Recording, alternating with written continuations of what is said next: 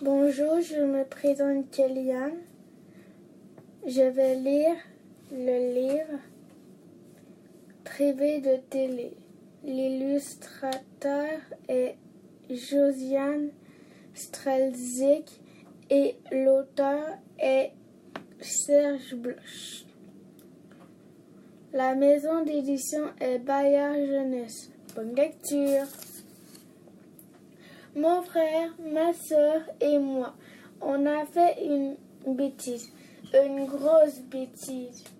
En jouant à la bagarre, on a cassé le vase préféré de maman, celui que papa lui a offert pour son anniversaire.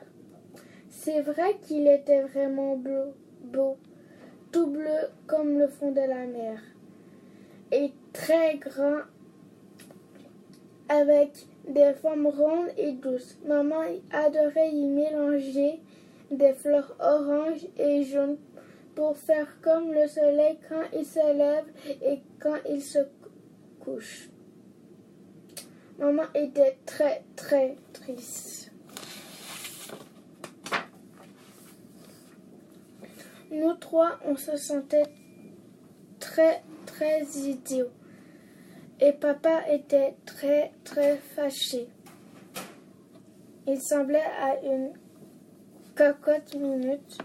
Il a dit « Il faut que je me calme, sinon je ne sais pas ce que je vais vous faire. » Nous, on avait notre petite idée sur ce que papa pouvait nous faire.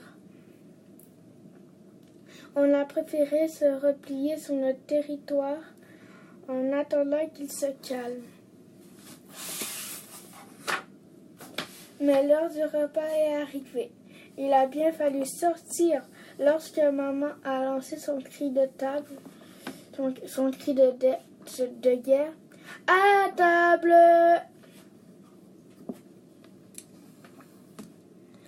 On n'est pas allé dans la cuisine en hurlant comme d'habitude. On s'est assis autour de la table dans le plus grand silence. C'est là que papa s'est levé. Il était très grand. Il a dit « Les enfants !» Sa voix était grave. « Vous avez fait une très grosse bêtise. Pour cela, je tiens à vous donner une punition exemplaire. Vous êtes privé de télé, non pas un jour, non pas 2 jours, mais pour 1 semaine entière. Vous savez ce que ça veut dire? Vous dormez 7 fois avant de regarder à nouveau la télévision et pas de DVD, rien. Waouh, c'était vraiment dur. Bien sûr, on a essayé le coup du « c'est pas moi, c'est lui, c'est pas moi, c'est elle, c'est pas moi, c'est eux ». Mais ça n'a pas marché. Nous étions punis tous les 3. 1 point, c'est tout. Maman, pour une fois, ne disait rien. Alors mon petit frère a pris un air mauvais. Il a mis ses coudes sur la table, sa main devant la bouche et il a marmonné quelque chose. Il fait toujours ça quand il ne veut pas qu'on l'entende dire des gros mots. Ma petite sœur, elle a tout entendu et elle a tout répété. « Papa, tu sais ce qu'il a dit, Ferdinand ?»« Ah, bien, il a dit, « Papa, je vais te tuer. » Comme ça, on regardera la télévision quand on voudra.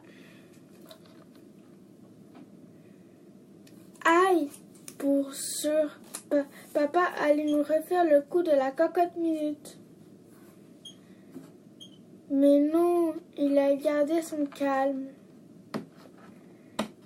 Et comme il est curieux, ça l'a même intéressé. Il a demandé « Ah oui? Et comment il va me tuer ?»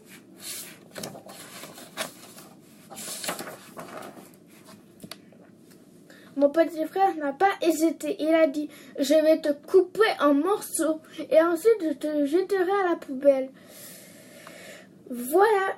Et les messieurs mettront le sac dans le gros camion qui ramasse les poubelles.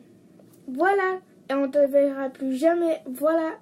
Et comme ça, on fera tout ce qu'on voudra.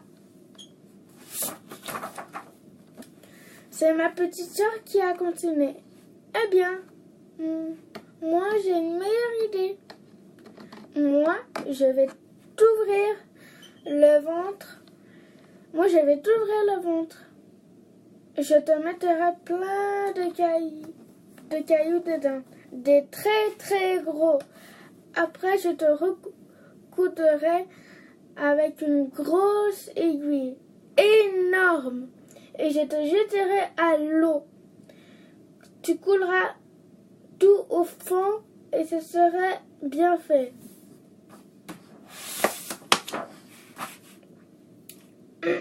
Excusez.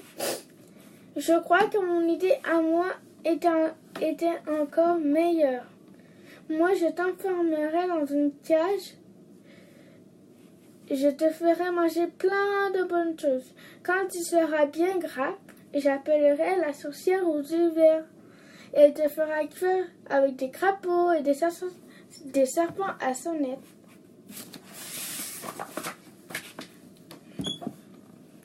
Une fois lancé, on ne pouvait plus s'arrêter. C'était trop drôle.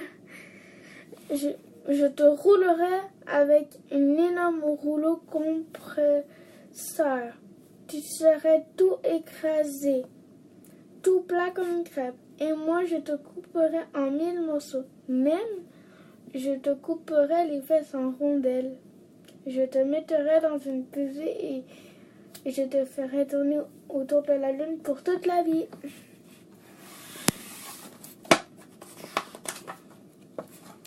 On rigolait trop. Maman riait aussi, mais elle se cachait derrière sa main pour que papa ne la voie pas. Parce que papa, lui, il n'avait pas l'air dans son assiette.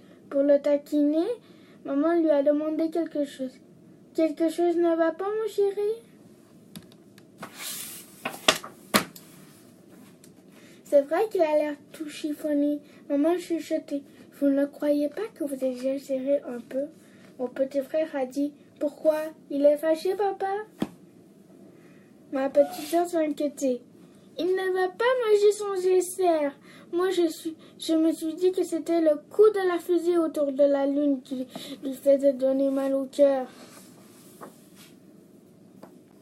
Soudain, papa s'est levé. Il était très grand.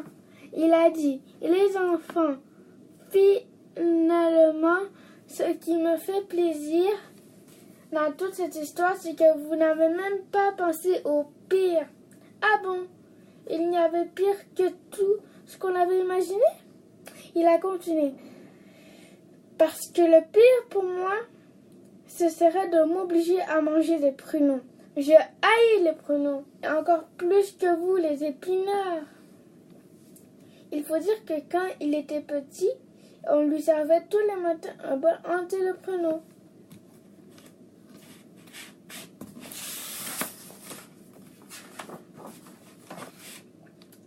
On s'est tout écrié. Ah non, ça serait